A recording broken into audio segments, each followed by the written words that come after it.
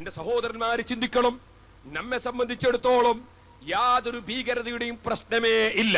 ഇവിടെ യുക്തിവാദികളും നിരീശ്വരവാദികളും മുജാഹിദും ജമാഅത്തും അതുപോലെ ഖാദിയാനിയും ഇവിടെ മതമുള്ളവരും മതമില്ലാത്തവരും എല്ലാവർക്കും ജീവിക്കാനുള്ളതാണ് ഈ ഭൂമിലോകം എന്ന് പഠിപ്പിച്ച ഖുർആനിന്റെ ആശയമാണ് നമുക്ക് നമ്മുടെ പണ്ഡിതന്മാർ ഇന്നുവരെയും അധ്യാപനം ചെയ്തിട്ടുള്ളത്. ആ ആശയം മുറുകെ പിടിച്ചുകൊണ്ട് തന്നെ നമ്മുടെ ആശയങ്ങൾ നമ്മൾ തുറന്ന് പറയണം. സുന്നത്ത് ജമാഅത്തിന്റെ വിഷയം പറയുന്നതിൽ ഇനി പണ്ഡിതന്മാരൊക്കെ പേടിച്ചു പോകുന്നതാണ് ചിലരുടെ ധാരണ. ഓ, മൗലവി വധക്കേസിനെ സംബന്ധിച്ച് ഇവിടെ അന്വേഷണം നടക്കുകയാണ്, അതുകൊണ്ട് ഇനി അങ്ങോട്ട് എന്ത് പറഞ്ഞാലും വിരോധമില്ല. ളുഹർ നിസ്കരിക്കൽ ഹറാമാണ്. നമ്മുടെ ചേകരൂർ മൗലവിന്റെ ഒരു വാദാണ്. ളുഹർ നിസ്കരിക്കുന്നത് ഹറാമാണ്, മഗ്രിബ് നിസ്കരിക്കുന്നത് ഹറാമാണ്. അദ്ദേഹത്തിന്റെ പുസ്തകം ഞാൻ വായിച്ചിട്ടുണ്ട്, ഞാൻ സൂക്ഷിച്ചിട്ടുമുണ്ട്. എന്താണ് നമസ്കാരം, എപ്പോൾ, എത്ര, എങ്ങനെ, അതിന്റെ പരസ്യമുണ്ട്. അതിന്റെ ചട്ടയമ്മല് എന്താ പരസ്യോ? കഷ്ടപ്പെട്ട് നിസ്കരിക്കുന്നവർക്കും കഷ്ടപ്പാടോർത്ത് നമസ്കരിക്കാത്തവർക്കും ഒരുപോലെ ഗുണം ചെയ്യുന്ന ഇസ്ലാമിക ചരിത്രത്തിലെ ആദ്യ ഗ്രന്ഥം. ഇതാ പരസ്യം. ഈ പുസ്തകത്തിൽ പറയുന്നു മഗ്രിബ് നിസ്കരിക്കൽ ഹറാമാണ്, ളുഹർ നിസ്കരിക്കലും ഹറാമാണ്, ഇശാ നിസ്കരിക്കുന്നതിന് വിരോധമില്ല, പക്ഷേ 2 റക്അത്ത് മാത്രമേ പാടുള്ളൂ. യാത്രക്കാരാണെങ്കിൽ 1 റക്അത്ത്. ഇന്നലെ ഞാൻ ഇശാ നിസ്കാരം 2 റക്അത്ത് നിസ്കരിച്ചു. ഞാൻ നീണ്ട യാത്രയിലായിരുന്നു. അതിന് നമ്മൾ ഖസ്ർ എന്ന് പറയും. മൂപ്പരത് അങ്ങനല്ല, മൂപ്പര് കുസ്റ. പണ്ട് തന്നെ 2, അത് പിന്നെ യാത്രയിലാകുമ്പോ 1. ഈ നിലക്കുള്ള ആശയം പറഞ്ഞു. എന്നിട്ട് പറഞ്ഞു സർവ്വ മുജാഹിദും കാഫിറാണ്, സർവ്വ ജമാഅത്ത് ഇസ്ലാമിക്കാരും കാഫിറാ. എന്താ കാരണോ? ലാ തദൂ മഅല്ലാഹി അഹദ, അല്ലാഹനല്ലാതെ ആരെയും വിളിക്കാൻ പാടില്ല എന്ന് ഖുർആനിലുണ്ട്. എന്നിട്ട് സർവ്വ മുജാഹിദും സുന്നിയും ഒക്കെ വിളിക്കുന്ന അസ്സലാമു അലൈക അയ്യുഹൻ നബിയൂന്ന്. മുഹമ്മദ് നബിയെ വിളിക്കുന്ന, മദീനത്ത് കിടക്കുന്ന മുഹമ്മദ് നബിയെ വിളിക്കുന്ന നിസ്കാരത്തിൽ. അതുകൊണ്ട് എല്ലാ മുജാഹിദും ഇസ്ലാം എന്ന് പുറത്താണ്, എല്ലാ ജമാഅത്ത് ഇസ്ലാമിയും ഇസ്ലാം എന്ന് പുറത്താണ്, എല്ലാ സുന്നിയും പുറത്താണ്, ഒരൊറ്റ കക്ഷിയില്ല ഇസ്ലാമില്, ആകെ ഞാനും 4 ആളും ഉണ്ട് എന്ന് അദ്ദേഹം എഴുതി.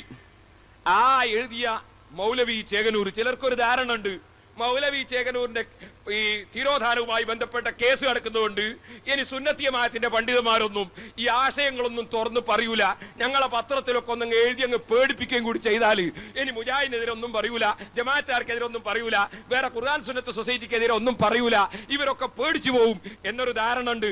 ആ ധാരണ ഉള്ളവർ വീട്ടിലിരുന്നോളണം. സുന്നത്ത് ജമാഅത്ത് ഖിയാമത്ത് നാൾ വരെ പറയും, സുന്നത്ത് ജമാഅത്തിന്റെ ആശയം പറയും. പക്ഷേ ആശയത്തെ ഞങ്ങൾ ഖുർആൻ കൊണ്ട് നേരിടും, ഹദീസ് കൊണ്ട് നേരിടും. നേരത്തെ ഉസ്താദ് പറഞ്ഞതുപോലെ ഞങ്ങൾക്ക് മറ്റൊന്നിന്റെ ആവശ്യം ഇവിടെ ഇല്ല. ഖുർആൻ ഇവിടെ സമാധാനമാണ് പഠിപ്പിച്ചത്. ഖുർആൻ ഇവിടെ അക്രമത്തിന് കൂട്ടുനിന്നിട്ടില്ല.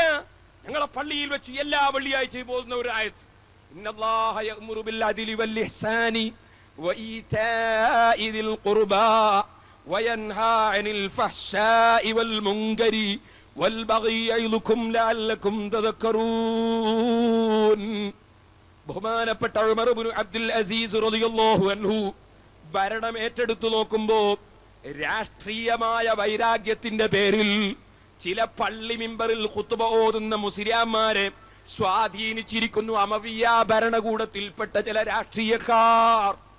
അതേ ഹുസൈൻ റളിയല്ലാഹു അൻഹുവിനെ കൊന്ന യസീദിന്റെ കക്ഷികളുണ്ടല്ലോ, തങ്ങന്മാരെ വിരോധികള്, ആലിമീങ്ങളെ വിരോധികള്, ആ യസീദിന്റെ കക്ഷികൾ ബഹുമാനപ്പെട്ട അലി ഇബ്നു അബീ ത്വാലിബ് റളിയല്ലാഹു അൻഹുവിനെതിരെ രാഷ്ട്രീയ വൈരാഗ്യം വെച്ചുകൊണ്ട് അവിടെ മുസ്ലിം പള്ളികളിൽ വെച്ച് മിമ്പറിൽ വെച്ച് അലി ഇബ്നു അബീ ത്വാലിബിനെതിരെ പ്രാർത്ഥന നടത്തണമെന്ന് രാഷ്ട്രീയക്കാർ ഉപദേശിച്ചപ്പോൾ അതിന്റെ വാലാട്ടികളായ ചില ഖതീബന്മാർ അലി ഇബ്നു അബീ ത്വാലിബിനെതിരെ പള്ളി മിമ്പറിൽ വെച്ച് അതാ പ്രാർത്ഥന നടത്തുന്നത് കേട്ട ഉമർ ഇബ്നു അബ്ദുൽ അസീസ് ഭരണമേറ്റെടുത്ത ഉടനെ പറയുന്നത്, ഒരൊറ്റ പള്ളിയിലും അലി ഇബ്നു അബീ ത്വാലിബിനെതിരെ, സ്വഹാബികൾക്കെതിരെ, തങ്ങന്മാർക്കെതിരെ, മഹാന്മാർക്കെതിരെ ഒരൊറ്റ വാചകം പറഞ്ഞു പോകാൻ പാടില്ല.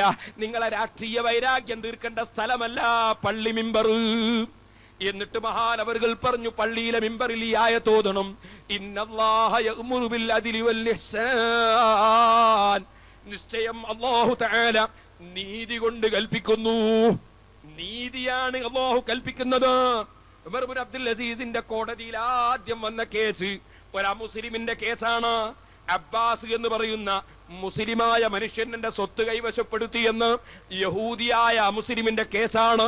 ആ കേസിൽ അബ്ബാസിനെതിരായി യഹൂദിക്ക് അനുകൂലമായി വിധിക്കുകയല്ലേ ഉമർ ഇബ്നു അബ്ദുൽ അസീസ് റളിയല്ലാഹു അൻഹു ചെയ്തത്? നീതി പുലർത്തണമെന്നല്ലേ ഖുർആൻ പറഞ്ഞത്? ഇന്നല്ലാഹ യഅ്മുറു ബിൽ അദ്ലി വൽ ഇഹ്സാൻ. നന്മ കൊണ്ട് കൽപ്പിച്ചു, സാധുക്കളെ സഹായിക്കണം, യതീം കുട്ടികളെ സംരക്ഷിക്കണം, വിദ്യാഭ്യാസ രംഗത്ത് പുരോഗമിപ്പിക്കാൻ പാവപ്പെട്ടവരെ ഉയർത്തിക്കൊണ്ടുവരണം, എല്ലാ മതത്തിലും പെട്ടവർക്ക് ആതുര ശുശ്രൂഷ നൽകണം, നിങ്ങൾ നന്മ ചെയ്യണം, ആത്മാർത്ഥതയുള്ളവരാകണം. ഖുർആനിന്റെ കൽപ്പനയാണ്. അതേ വഇതാഇദിൽ ഖുർബാ, ബന്ധപ്പെട്ടവർക്ക് കൊടുക്കണം, അടുത്ത ബന്ധുക്കൾക്കും നൽകണം. പുറത്ത് പേരെടുക്കാൻ വേണ്ടി മാത്രം കൊടുത്താൽ പോരാ, സ്വന്തം കുടുംബങ്ങൾക്കും നൽകണം. സഹോദരന്മാരെ, പിന്നെ ഖുർആൻ പറഞ്ഞു വയൻഹാ അനിൽ ഫഹ്ശാഇ വൽ മുൻകരി. വഷളായ കാര്യങ്ങൾ അല്ലാഹു വിരോധിക്കുന്നു. നിങ്ങൾ വ്യഭിചാരത്തിന് പോകരുത്, നിങ്ങൾ സിനിമക്ക് പോകരുത്, നിങ്ങൾ പലിശ വാങ്ങാൻ പോകരുത്, നിങ്ങൾ പലിശയെ അനുവദിച്ച് പുസ്തകം എഴുതരുത്, നിങ്ങൾ പലിശക്ക് അനുകൂലിക്കരുത്, നിങ്ങൾ തലാഖ് ചൊല്ലിയ പെണ്ണിനെ തലാഖ് പോയിട്ടില്ലെന്ന് പറഞ്ഞ് വഷളായ പ്രവൃത്തി നടത്തരുത്, വഷളത്തരത്തിന് കൂട്ടുനിൽക്കരുത്. വയൻഹാ അനിൽ ഫഹ്ശാഇ വൽ മുൻകരി. നിഷിദ്ധമായ കാര്യം നിങ്ങൾ ചെയ്യരുത്. ആരെയും അക്രമമായി കൊലപ്പെടുത്തരുത്, നിയമം കയ്യിലെടുക്കരുത്, കായികമായി നേരിട്ട് പ്രശ്നം സൃഷ്ടിക്കരുത്, ഇങ്ങനെ മുങ്കറായ ഒന്നും ചെയ്യരുത്. നിങ്ങൾ കളവ് പറയരുത്, അത് ഏപ്രിൽ 1 അന്നും പറയരുത്, രാഷ്ട്രീയത്തിലും പറയരുത്, ഒരു വിഷയത്തിലും പറയരുത്. വൽ മുൻകരി വൽ ഫഹ്ശാഇ വൽ മുൻകരി വൽ ബഗി. നിങ്ങൾ അക്രമം ചെയ്യരുത്, ഒരു മുസ്ലിമിനെ ആക്രമിക്കരുത്, മുസ്ലിമിനെ ആക്രമിക്കരുത്, സുന്നിയെ ആക്രമിക്കരുത്, അല്ലാത്തവനെ ആക്രമിക്കരുത്, നിന്റെ പാർട്ടിയിൽ പെട്ടവരെയും അല്ലാത്തവരെയും ആക്രമിക്കരുത്. ഏതോ ഒരു മനുഷ്യൻ എവിടെയോ ബോംബെറിഞ്ഞാൽ കാണുന്നവന്റെ വീട്ടിൽ കയറി അതാ പേടിച്ചരണ്ടിരിക്കുന്ന സ്ത്രീകളെ കൊത്തുന്നവരില്ലേ, അവിടെയുള്ള കുട്ടികളെ കൊല്ലുന്നവരില്ലേ, തന്തമാരെ പിടിച്ചറക്കുന്നവരില്ലേ? ഓ മുസ്ലിം സഹോദരന്മാരെ, ഞാൻ പറയട്ടെ, ഖുർആൻ വിളിക്കുന്നു വൽബഗി, നിങ്ങൾ അക്രമം ചെയ്യരുത്, അനീതി ചെയ്യരുത്. എന്നിട്ട് ഖുർആൻ പറയുന്നു യഇലുക്കും ലഅല്ലക്കും തദക്കറൂൻ. നിങ്ങൾക്ക് അല്ലാഹു ഉപദേശം നൽകുന്നു, നിങ്ങൾ നന്നാകാൻ.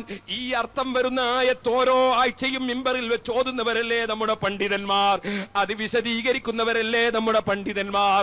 സഹോദരന്മാരെ, അവരുടെ പേരിൽ എന്തിനു വേണ്ടാത്തത് വെച്ചു കെട്ടണം, എന്തിനു പറയണം? എന്നിട്ടോ ധാരണ എന്താണെന്ന് അറിയോ? സുന്നത്ത് ജമാഅത്തൊന്നും ഇനി പറയലുണ്ടാവൂല, എല്ലാവരും പേടിച്ചു പോകുന്നതാണ്. ആ ധാരണ വേണ്ടാന്നേ പറഞ്ഞു. സുന്നത്ത് ജമാഅത്ത് അത് തുറന്നു പറയും. അങ്ങനെ ഇവിടെ വാദിച്ചു, മൗലവി ചേകനൂർ വാദിച്ചു. അതേ വാദത്തിന്റെ മറ്റൊരു കോപ്പി മുജാഹിദ് വാദിച്ചു.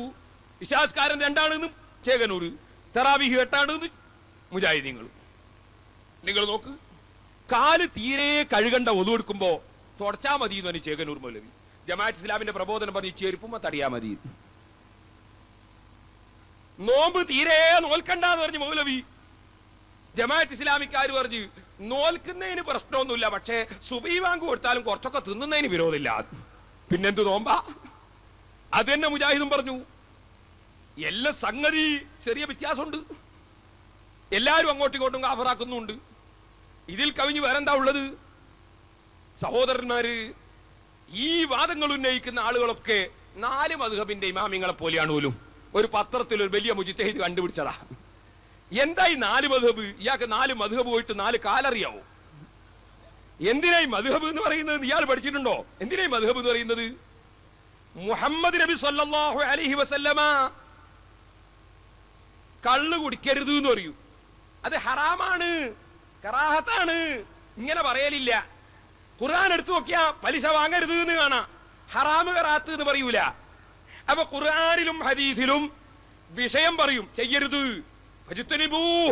കയ്യൊഴിച്ചോളൂ നിങ്ങൾ കള്ള്, ഹറാമ് എന്നല്ല പറഞ്ഞു, കയ്യൊഴിച്ചോളൂ എന്ന് പറഞ്ഞു. വേറെ ഒരു കാര്യം പറയുമ്പോ ലാ തഖറബുസ് സിനാ, വ്യഭിചാരം കൊള്ള അടുത്തു പോകണ്ട എന്ന് പറഞ്ഞു, ഹറാമ് എന്ന് പറഞ്ഞില്ല. ഇങ്ങനെ ഖുർആന്റെ ശൈലി, ഇങ്ങനെ ഹദീസിന്റെ ശൈലി. അപ്പോ നമുക്ക് ഇപ്പൊ തിരിയണം, ഏതാ ഹറാമ്, ഏതാ കറാഹത്ത്, ഏതാ സുന്നത്ത്, ഏതാ വുജൂബ്, തിരിയണം. ഒരായത്തെടുത്ത് നോക്കി നിങ്ങൾ നോക്കി. ഒറ്റ ഉദാഹരണം, മദ്ഹബൊന്നും പഠിച്ചില്ലെങ്കിൽ പഠിക്കട്ടെ. യാ അയ്യുഹല്ലദീന ആമനൂ ഇദാ നൂദിയ ലിസ്സലാത്തി മിൻ യൗമിൽ ജുമുഅത്തി ഫസ്ഔ ഇലാ ദിക്രില്ലാഹ്. വെള്ളിയാഴ്ച ജുമുഅക്ക് ബാങ്ക് വിളിക്കപ്പെട്ടാൽ ഫസ്ഔ ഇലാ ദിക്രില്ലാ, അള്ളാഹുവിന്റെ ദിക്റിലേക്ക് നിങ്ങൾ അടക്കത്തോടെ ഒതുക്കത്തോടെ പോകണം എന്നൊരു കൽപ്പനയാണ്. പിന്നെ പറയാ, അതേ ഖുർആനിൽ തന്നെ പറയാ, ഫൈദാ ഖുദിയത്തിസ് സ്വലാത്തു ഫന്തശിറൂ ഫിൽ അർളി, നിസ്കാരം കഴിഞ്ഞാൽ വദറുൽ ബൈഅ, നിങ്ങൾ കച്ചവടം നിർത്തണം, വിൽപ്പന നിർത്തണം, ഇങ്ങനൊക്കെ പറഞ്ഞിട്ട് അവസാനം ഖുർആൻ പറയാ ഫൈദാ ഖുദിയത്തിസ് സ്വലാത്തു, നിസ്കാരം കഴിഞ്ഞാൽ ഫന്തശിറൂ ഫിൽ അർളി, നിങ്ങൾ ഭൂമിയിലേക്ക് ഇറങ്ങി പരന്ന് പോയിക്കോളൂ, വബ്തഗൂ മിൻ ഫദ്ലില്ലാഹ്, അള്ളാഹുവിന്റെ ഔദാര്യത്തിൽ നിന്ന് തേടിക്കോ, കച്ചവടം ചെയ്തോ ജോലി ചെയ്തൊക്കെ ചെയ്തോളൂ, ഇനി നിങ്ങളൊന്നും നിർത്തിക്കണ്ടില്ല. ഖുർആനാണ്. ഇവിടെ നിങ്ങൾ നോക്ക്, ആദ്യം പറഞ്ഞു ബാങ്ക് വിളിച്ചാൽ പള്ളിയിൽ പോകണം, ഇതൊരു കൽപ്പനയാണ്. അതിനുശേഷം പറഞ്ഞു കച്ചവടം നിർത്തണം, അതൊരു കൽപ്പനയാണ്. അതേ ഖുർആൻ പറഞ്ഞു പള്ളിയിൽ നിസ്കാരമൊക്കെ കഴിഞ്ഞാൽ ഇറങ്ങിപ്പോയിക്കോളൂ, അതൊരു കൽപ്പനയാണ്. ഇതിനൊക്കെ ഒരേ വിധിയാണോ? ആദ്യത്തെ കൽപ്പന പള്ളിയിലേക്ക് പോകണം, അത് നിർബന്ധ കൽപ്പനയാണ്. കച്ചവടം നിർത്തണം, നിർബന്ധ കൽപ്പനയാണ്. എന്നാ പള്ളിയിൽ നിന്ന് നിസ്കാരം കഴിഞ്ഞാൽ പിരിഞ്ഞു പോയിക്കോളൂ എന്ന് പറഞ്ഞതോ? എല്ലാരും പള്ളിയിൽ നിന്ന് ഇറങ്ങണോ? മുദരിസും കുട്ടികളൊക്കെ ഇല്ല. അത് പോകുന്നതിന് വിരോധമില്ല എന്ന് അതിന്റെ അർത്ഥം, അതിന് വിരോധമില്ല എന്ന അർത്ഥം. അപ്പൊ ആ പോകുന്നതിന്റെ വിധി ഒന്ന് വേറെയാണ്, ഇങ്ങോട്ട് കയറി വരുന്ന നിർത്തണം എന്ന് പറഞ്ഞതിന്റെ വിധി ഒന്ന് വേറെയാണ്. ഈ വിധി ഹറാം, കറാഹത്ത്, സുന്നത്ത്, വുജൂബ്, ഖിലാഫുൽ ഔല, ഇങ്ങനെ വിധികളുണ്ട്. ഈ വിധികൾ ഖുർആൻ വ്യക്തമായി പറഞ്ഞു കാണുകയില്ല, വളരെ ചുരുങ്ങിയ വിഷയത്തിലേ പറഞ്ഞു കാണുള്ളൂ. അതുപോലെ ഖുർആനും ഹദീസും വ്യക്തമായി വിധികൾ പ്രഖ്യാപിച്ചു കാണുകയില്ല. മുഹമ്മദ് നബി സല്ലല്ലാഹു അലൈഹി വസല്ലം മുഖം കഴുകി, ഒരു പ്രാവശ്യം കഴുകിയെന്നും കാണാം, 2 പ്രാവശ്യം കഴുകിയെന്നും കാണാം, 3 പ്രാവശ്യം കഴുകിയെന്നും കാണാം. എത്രയപ്പോ കകൽ നിർബന്ധം, ഇതിരാ സുന്നത്ത്, ഹദീസൊക്കെ തിരിയൂല. ഇത് വിശദീകരിച്ചു തരികയാണ് ഇമാമിങ്ങൾ ചെയ്തത്. അതാണ് മദ്ഹബ് എന്ന് പറഞ്ഞാൽ മാ ദഹബ ഇലൈഹി മിനൽ അഹ്കാം, വിധികളാൽ പണ്ഡിതൻ പറഞ്ഞു പഠിപ്പിച്ചത്, പണ്ഡിതന്റെ വീക്ഷണം പോയത്. വിധി, ഈ വിധി ഖുർആൻ നോക്കിയാൽ കാണൂല. ഈ വിധികൾ പറയുകയാണ് പണ്ഡിതന്മാര് ചെയ്തത്. അതിൽ അവർക്കിടയിൽ ചില്ലറ ഭിന്നതകൾ ശാഖാപരമായി ഉണ്ടായി. ഉദാഹരണത്തിന് ഞാൻ പറയുന്നു, ഖുർആനിൽ അല്ലാഹു പറഞ്ഞു ഫംസഹൂ ബിറുഊസിക്കും, അല്ലാഹു പറഞ്ഞു ഫംസഹൂ ബിറുഊസിക്കും, നിങ്ങൾ തല തടകണം എന്ന് പറഞ്ഞു. ശാഫി ഇമാം റഹിമഹുല്ലാഹ് പറഞ്ഞു തല തടകണം തന്നെ, തീർത്തും തടകണം, പക്ഷെ കുറച്ച് തടയാലും നിസ്കാരത്തിന് കേടുവരൂല, ഒതുവിന് കേടുവരൂല. അബൂ ഹനീഫ റഹിമഹുല്ലാഹ് പറഞ്ഞു തീരെ കുറച്ചുകൂടാ, ഒരു 4-1 അല്ലെ 3 വേണോന്ന് പറഞ്ഞു. മാലിക് ഇമാം പറഞ്ഞു തടകണം തന്നെ, തീർത്തും തടകണം, എന്നാലേ പറ്റുള്ളൂ എന്ന് പറഞ്ഞു. ഖുർആനിൽ തടകണം എന്നുള്ളത്. ഇത് 3 ശരിയാണ്. ഈ 3 അഭിപ്രായവും തെറ്റല്ല, 3 ശരിയാണ്. കൂടുതൽ ശരിയേത് എന്നതിനെ സംബന്ധിച്ചാണ് പണ്ഡിതന്മാർക്കിടയിൽ ചർച്ച. എല്ലാ ഇമാമിങ്ങളും പറയുന്നത് തീർത്തും തടകണം തന്നെയാണ്. ഷാഫി ഇമാം റഹിമഹുല്ലാഹ് ജീവിതത്തിൽ ഒരിക്കലും തല തീർത്തും തടകാതിരുന്നിട്ടില്ല, തീർത്തും തടകിയിട്ടുണ്ട്, തടകണം തന്നെ പറയുന്നു. പക്ഷെ അതിന് വിധി നമ്മൾ എന്ത് പറയണം? നിർബന്ധം എന്ന് പറയണോ സുന്നത്ത് എന്ന് പറയണോ? ഇതിലാ തർക്കം. ഈ നിലക്കുള്ള തർക്കങ്ങളാണ് ഇമാമിങ്ങൾക്കിടയിലുള്ള തർക്കം. ഇതുപോലെയാണോ ളുഹ്റുസ്കരിക്കുന്നത് ഹറാമാണെന്ന് പറയുന്ന വാദം? ഇതുപോലെയാണോ മഗ്രിബുസ്കരിക്കുന്നത് ഹറാമാണെന്ന് പറയുന്ന വാദം? ഇതെങ്ങനെ ഒരു മനുഷ്യൻ എഴുതാൻ കഴിഞ്ഞു? എങ്ങനെ ഇതിനു വേണ്ടി ഒരു പത്രം ഉപയോഗപ്പെടുത്താൻ കഴിഞ്ഞു? ഞാൻ നിങ്ങളോട് ചോദിക്കട്ടെ. അപ്പൊ നിങ്ങൾ ചോദിക്കും ഇതുപോലെ തന്നെയല്ലേ മുജാഹിദ് തമ്മിലുള്ളത്? അല്ല, അതും ഞാൻ ഒറ്റ ഉദാഹരണത്തിൽ പറയാ. ഞാൻ പ്രസംഗിച്ചുകൊണ്ടിരിക്കുമ്പോൾ പറഞ്ഞു എനിക്കൊരു ഗ്ലാസ് കുടിക്കാൻ വേണം. ഒരാൾ നല്ല പച്ചവെള്ളം കൊണ്ടുവന്ന് കുടിക്കാൻ പോണോന്നെ പച്ചവെള്ളം കൊടുത്താൽ പോരെ. വേറൊരാൾ കട്ടൻ ചായ കൊണ്ടുവന്ന് ഒന്ന് ഉഷാറാട്ടെ എന്ന് വിചാരിച്ചു, ഒന്ന് സ്ട്രോങ് ആട്ടെ എന്നാ അയാളെ ചിന്ത. വേറൊരാൾ ഇളനീര് കൊണ്ടുവന്ന് ക്ഷീണമൊക്കെ മാറട്ടെ എന്നാ. വേറൊരാൾ പാല് കൊണ്ടുവന്ന് ഇയാൾക്ക് ആരോഗ്യം നിലനിൽക്കട്ടെ എന്നാ. ഈ 4 ആള് ചെയ്തു ശരിയല്ലേ? കാരണം ഞാൻ കുടിക്കാൻ പോകണമെന്നാ പറഞ്ഞത്, ഇതൊക്കെ കുടിക്കുന്നതന്നെയല്ലേ. അപ്പതാ കൊണ്ടുവരുന്ന ഒരു ചങ്ങായി ഒരു ഗ്ലാസ് കള്ള്, അതും കുടിക്കുന്നതന്നെയല്ലേ, പക്ഷെ അത് ചങ്ങാതി കുടിക്കുന്നതാ, ഞാൻ കുടിക്കുന്നതല്ല. ഇതുപോലെ ഒരാൾ ഖുർആനും ഹദീസും ദുർവ്യാഖ്യാനത്തിന് ഇറങ്ങി. അതാണ് നമ്മളിപ്പോ കാണുന്നത്. ളുഹ്റുകാരം ഹറാമാന്ന് പറഞ്ഞു, മഗ്രിബുസ്കാരം ഹറാമെന്ന് പറഞ്ഞു. എങ്ങനെ പറഞ്ഞു? ബാഹ്യാർത്ഥം നോക്കി. ഒക്കെ പറയാൻ നേരം ഉസ്താദ് പറഞ്ഞിട്ട് ഞാൻ പ്രസംഗിക്കുന്നില്ല. ബാഹ്യാർത്ഥം നോക്കി, ബാഹ്യാർത്ഥം നോക്കിയിട്ട് എല്ലാ മുജാഹിദും പേച്ചു, ജമാഅത്തുകാരും പേച്ചു, എല്ലാവരും പേച്ചു. ബാഹ്യാർത്ഥം നോക്കാൻ തന്നെ ഞാൻ പറയാ. മെഡിക്കൽ കോളേജിൽ നല്ലൊരു പുതിയ ഒരു ബ്ലോക്ക് പടുത്ത് ഉദ്ഘാടനം ചെയ്ത. ആ ബ്ലോക്ക് ഉദ്ഘാടനം ചെയ്തിട്ട് അവിടെ ഇങ്ങനെ വാച്ച്മാനും കുറച്ച് പോലീസുകാരൊക്കെ ഇങ്ങനെ നിൽക്കുമ്പോണ്ട് ഒരു ചങ്ങാതി കയറി വന്ന് കാർ കിച്ചിട്ട് ചുമരുമ്മൽ ഒരൊറ്റ തുപ്പിയിട്ട് നിർത്തിയില്ല. പിന്നെ ഇയാൾ കുറച്ച് അങ്ങോട്ടെത്തി, പിന്നെയും ഒരു തുപ്പ് ചുമരുമ്മലാ തുപ്പുന്നു, പിന്നെയും കൊടുത്തൊരു തുപ്പ്. ഒരു പോലീസുകാരൻ വന്ന് പിടിച്ചു, എന്താടാ ഇത് ഇവിടെ ഒക്കെ തുപ്പിയിട്ട് ഇങ്ങനെ പോന്ന്, ചുമരുമ തുപ്പിയിട്ട്. ഇവൻ പറഞ്ഞു നിങ്ങൾ തെളിവ് സ്വീകരിക്കൂലേന്ന് ചോദിച്ചു. എന്താ ചോദിച്ചു? അത് തുപ്പണമെന്നുള്ളതിന് തെളിവുണ്ട് എന്ന് പറഞ്ഞു. എന്താ തെളിവ് എന്ന് ചോദിച്ചു. തെളിവ് നിങ്ങൾക്ക് മനസ്സിലാവുന്നില്ല, കണ്ണട വെച്ച് നോക്കുന്നുണ്ട്. ഇയാൾ കണ്ണട എടുത്തു കൊടുത്ത് പോലീസുകാരൻ നോക്കുമ്പോ ചുമരുമ്മൽ എഴുതി വെച്ചിരിക്കുന്നു ഇവിടെ തുപ്പുകാൻ. ചുമരിന്റെ മുകളിൽ എഴുതി വെച്ചിട്ടുണ്ട് ഇവിടെ തുപ്പുകാൻ. ഇവൻ ചോദിക്കുന്നു വ്യക്തമായ ആയത്ത് കിട്ടിയാ പ്രവർത്തിക്കാണ്ടിരിക്കാൻ പറ്റുമോന്നാ. ഇവിടെ തുപ്പുകാന്ന് കൽപ്പനല്ലേ, പിന്നെ എങ്ങനെ തുപ്പാണ്ട് പോല്? കൽപ്പന വന്നാ നിർബന്ധല്ലേ? അവിടെ തുപ്പിയിട്ട് പോവാണ് ഞാൻ. ഇയാൾ ചോദിച്ചു, അല്ല ചങ്ങാതി, ഇവിടെ മെഡിക്കൽ കോളേജ് ഉദ്ഘാടനം ചെയ്തിട്ട് കാലം എത്രയായി? ഇവിടെ എത്ര ആള് വന്ന് എത്ര ആള് പോയി? ഇവരൊക്കെ തുപ്പിയിട്ടാ പോയത്? ഇവിടെ തുപ്പുക എന്ന് പറഞ്ഞ കൽപ്പന നിർബന്ധത്തിന്റെ കൽപ്പന അല്ല, നിവൃത്തിയില്ലെങ്കിൽ തുപ്പിക്കോന്നാ. അല്ല തുപ്പിയിട്ടേ പോകാൻ പാടുള്ളൂ എന്നല്ല. തുപ്പാതെ നിവൃത്തിയില്ലേ തുപ്പിക്കോ. അത് ഇവിടെയാണോന്നാ. ഇവിടെ എന്ന് പറഞ്ഞതിന്റെ അർത്ഥോ ഇവൻ മനസ്സിലാക്കിയ ബാഹ്യാർത്ഥ. എന്ത് ബാഹ്യാർത്ഥോ? ഇവിടെ എഴുതിയ ചുമർമലാണല്ലോ, അപ്പൊ മൂപ്പർ ചുമർമ തന്നെ തുപ്പി. സംഗതി ഇവന് കണ്ണില്ലേ? ഇതുവരെയും വന്ന ആളുകളൊക്കെ തുപ്പിയത് എവിടെയാ? അതിന്റെ ചോട ഒരു ചട്ടി വെച്ചിട്ടുണ്ട്, അതിൽ കുറച്ച് പൂയുണ്ട്. ആ പൂഴിയിലാണ് ഇന്നേ വരെ മെഡിക്കൽ കോളേജ് ഉണ്ടായതിന്റെ ശേഷം എല്ലാവരും തുപ്പിയത്. ഇവൻ പറയുന്നത് മുൻഗാമികൾ തുപ്പിയോതും ഞാൻ നോക്കൂല, ഞാൻ എഴുതി വെച്ച പോലെ ചെയ്യാണ് എന്നാ. മുമ്പുള്ളവരൊക്കെ എവിടെയാ തുപ്പിയത് അതൊന്നും ഞാൻ നോക്കൂല, ഞാൻ എഴുതി വെച്ച അനുസരിച്ച് തുപ്പാണ്. ഇവിടെ തുപ്പതിനെ അവിടെ തന്നെ തുപ്പണം. തുപ്പുക എന്ന് പറഞ്ഞാൽ തുപ്പാണ്ട് പോയിക്കൂടാന്ന ഇവന്റെ മസാല. ഇത് തന്നെയല്ലേ മുജാഹിദ്? ഇങ്ങനെ തന്നെയല്ലേ മുജാഹിദ് ജമാഅത്തൊക്കെ പിഴച്ചത്? വേറൊരു ചങ്ങാതി ആസ്പത്രിയിൽ വന്നിട്ട് ഒരു ബ്രീഫ് കേസ് എടുത്ത് വന്ന് ഡോക്ടറെ കൊയലെടുത്ത് മൂപ്പരെ വെട്ടിയിലിട്ട്. പിന്നെ വേറൊരു സാധനം ഉണ്ട്, ഈ പ്രഷർ നോക്കുന്ന പഴയ കാലത്ത് ബസ്സിന് ഓൺ ചെയ്യുന്ന പോലത്തെ ഒരു സാധനം, അതും എടുത്ത് വെട്ടിയിലിട്ട്. പിന്നെ ടോർച്ചും എടുത്ത് വെട്ടിയിലിട്ട്, കുറച്ച് ഗുളികയും മരുന്നൊക്കെ വെട്ടിയിലിട്ട് പൂട്ടി പോവാൻ പോലീസുകാരൻ വന്ന് പിടിച്ചു. എന്താടാ എന്താടാ നിങ്ങളൊന്നും ചുമരുമലുള്ള ഒന്നും വായിച്ചു നോക്കിയില്ലല്ലോ. എന്ത് ചുമര്? നിങ്ങളൊക്കെ ഇത് വെറും ഗ്രന്ഥം പേറുന്ന കഴുതകളെ പോലെ ഇതിങ്ങനെ ബർക്കത്തിന് വായിക്കാനുള്ള എന്നാ മനസ്സിലാക്കി. ഇതൊക്കെ പരിഭാഷ ശരിക്കും വായിച്ച് മനസ്സിലാക്കണ്ടേ? ഈ ചുമരുമ്മൽ എഴുതി നോക്കുന്നതിന് പോലീസുകാരെ നോക്കുമ്പോ എന്താ എഴുതിയെന്നറിയോ? പൊതുമുതൽ സ്വന്തം എന്ന് കരുതണം. ഇവൻ ചോദിക്കുന്നത് പിന്നെ എനിക്ക് എടുത്തു പോയിക്കൂടെ? ഇത് നിങ്ങളതാ എന്റെതാ, ഇത് പൊതുമുതൽ സ്വന്തം എന്ന് കരുതണമെന്നല്ലേ ഉള്ളത്. അപ്പൊ സ്വന്തം എന്ന് കരുതിയാ എന്റെ വെട്ടിയിലിട്ട് പോയിക്കൂടെ എന്ന് ഇവൻ ചോദിക്കുന്നു. ഇങ്ങനെ തന്നെ മുജാഹിദും ചേകനൂരൊക്കെ ഉണ്ടായത്. അതായത് ആയത്തിന്റെ ബാഹ്യാർത്ഥം നോക്കി, ഹദീസിന്റെ ബാഹ്യാർത്ഥം നോക്കി. ഈ ആയത്ത് ഇന്ന് ഇറങ്ങിയതല്ല, ഇന്നലെ ഇറങ്ങിയതല്ല. 1400ഓളം കൊല്ലമായി ഖുർആൻ ജനങ്ങൾ കാണുന്നുണ്ട്, ഈ ഹദീസ് ജനങ്ങൾ കാണുന്നുണ്ട്. ആ കാണുന്ന സമയത്ത് മുഹമ്മദുർ റസൂലുള്ളാഹി സ്വല്ലല്ലാഹു അലൈഹി വസല്ലമ തങ്ങളും അവിടുത്തെ സഹാബികളും ഇവിടെ അത് പഠിപ്പിച്ചിട്ടുണ്ട്. ആ പഠിപ്പിച്ചതിന്റെ യാഥാർത്ഥ്യം അവരിൽ നിന്ന് നേരിൽ ഗ്രഹിച്ച ഇമാമിങ്ങൾ മനസ്സിലാക്കിയിട്ടുണ്ട്. സഹാബത്തിനെ കണ്ട ഇമാം അബൂ ഹനീഫ, ഓ സഹോദര, നീ എന്റെ മദ്ഹബിനെ കുറിച്ച് മനസ്സിലാക്കിയത്? ഷാഫി ഇമാം ഒരു ദിവസം ഇങ്ങനെ ഇരുന്ന് സുബഹിക്കാത്തിൽ ഒരു കുനൂത്ത് വേണോ വേണ്ടേ? ഷാഫി ഇമാം ഒരു ദിവസം ഇങ്ങനെ ആലോചിക്കുക, ഒരു കുനൂത്ത് സുബഹിയിൽ വേണോ വേണ്ടേ? ഖുർആനല്ലോ ഒന്ന് മറിച്ചു നോക്കി, കുനൂത്ത് വേണോ? പിന്നെ ഹദീസല്ലോ ഒന്ന്, ബുഖാരിയൊക്കെ ഒന്ന് മറിച്ചു നോക്കി, ഷാഫി ഇമാം കുനൂത്ത് വേണോ? അങ്ങനെ മറിച്ചു നോക്കിയിട്ട് ഷാഫി ഇമാം പറഞ്ഞു കുനൂത്ത് വേണോ. അബൂ ഹനീഫ നോക്കിയിട്ട് കുനൂത്ത് വേണ്ട. ഇങ്ങനെയാ നീ മനസ്സിലാക്കിയത്? അങ്ങനെയല്ല. പിന്നെ എങ്ങനെ മദ്ഹബ് ഉണ്ടായത്? നബി സല്ലല്ലാഹു അലൈഹി വസല്ലമ തങ്ങൾ സുബ്ഹി നിസ്കാരത്തിൽ ഖുനൂത്ത് ഓതി, വിത്ർ നിസ്കാരത്തിൽ ഖുനൂത്ത് ഓതി, മറ്റ് നിസ്കാരങ്ങളിൽ ഖുനൂത്ത് ഓതി. ആ ഓതി വന്നതനുസരിച്ച് സഹാബത്തും ഖുനൂത്ത് ഓതി.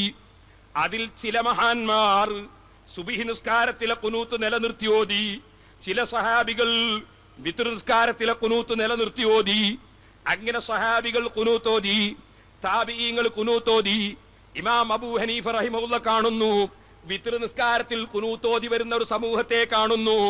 ഇമാം ശാഫിഈ റഹിമഹുല്ലാഹ് കാണുന്നു സുബ്ഹി നിസ്കാരത്തിൽ ഖുനൂത്ത് ഓതി വരുന്ന ഒരു സമൂഹത്തെ കാണുന്നു. വിത്റിലും ഖുനൂത്ത് ഓതുന്ന ഒരു സമൂഹത്തെ കാണുന്നു.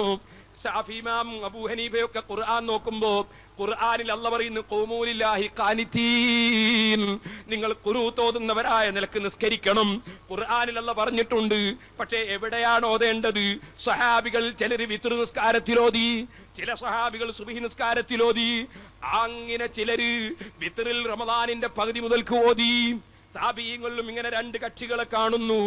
ഈ രണ്ട് കക്ഷികളെ കാണുമ്പോ ഇമാം അബൂ ഹനീഫ റഹിമഹുല്ലാഹ് പറയുന്നു വിത്ർ നിസ്കാരത്തിൽ ഖുനൂത്ത് ഓതിയ സഹാബത്തിന്റെ അഭിപ്രായം ഞാൻ കൂടുതൽ നല്ലതായി കാണുന്നു.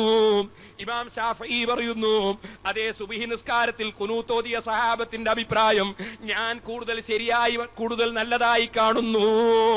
സുബ്ഹിയിൽ ഖുനൂത്ത് ഓതാത്ത ഇമാം അബൂ ഹനീഫ പിഴച്ച ആളല്ല, അവരും സ്വർഗത്തിലാണ്. അതേ വിത്റിൽ ഖുനൂത്ത് ഓതാത്ത ഞാനും പിഴച്ച ആളല്ല.